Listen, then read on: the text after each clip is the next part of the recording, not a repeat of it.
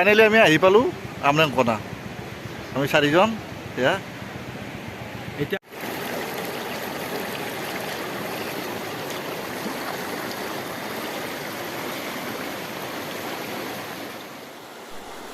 Bakr পৰা প্ৰায় 11-12 kilometre দূৰত্বত অৱস্থিত এয়া আমৰেংকণা।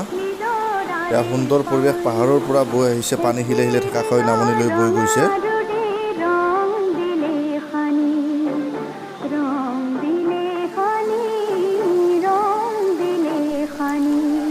বিশেষকৈ গৰমৰ দিনত বা এই বৰ্তমান যেনেকুৱা সময় আছে, এনেকুৱা গৰমত ইয়াত আহি কিনে জিৰণি ল'বলৈ বা গা ধুবলৈ আটাইতকৈ উত্তম ঠাই।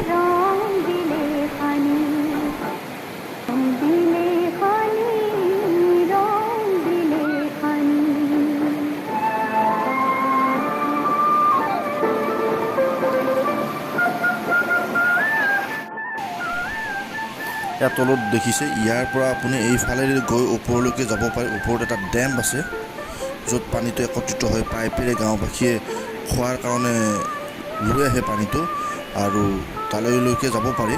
আৰু ওপৰৰ চিনাৰীটো আৰু ধুনীয়া, ইয়াতকৈ পৰা ওপৰৰ পৰা পানী পৰি আছে, তাৰপিছত ডেমটোত জমা হৈছে, জমা হয় পানীটো কিছু সংখ্যক পানী পাইপেৰে গৈছে। ইয়াতে লিখা আছে, ৰাইজে সতৰ্কবাণী দি দিছে যে ইয়াত ডেমটোত গা ধুলে প্ৰায় 5,000 টকা জৰিমনা। ডেমটোত গা ধুবলৈ অনুমতি নিদিয়ে। বাকী তলত ইয়াত দেখিছে, তলত গা ধুব পাৰি, ইয়াত কোনো কথা নাই। এই যে দেখিছে ডাঙৰ ডাঙৰ পাইপবোৰ, এই পাইপবোৰেদি গাঁৱত জলসিঞ্চনৰ ব্যৱস্থা কৰা হৈছে। এই পাইপেৰে পানী গৈ গাঁৱৰ ৰাইজৰ সঁজুলিত প্ৰদান কৰা হয়।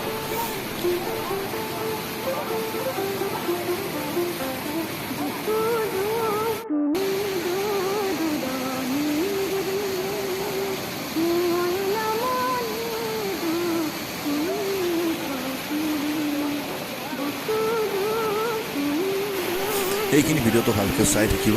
ইয়াত দেখিছে আমাৰ ভৱেশ্বৰ গা ধুই থাকোঁতে মূৰৰ পৰা চশমা পানীৰ সৈতে বহাই লৈ যায়। এই ভিডিঅ'টো শ্ল' কৰি দেখাইছোঁ। এয়া চশমাযোৰ গমেই নাপালে কেনেকৈ ওলাই গুচি গ'ল, কিন্তু আৰু বিচাৰি নাপালোঁ দ্বিতীয়বাৰ আৰু।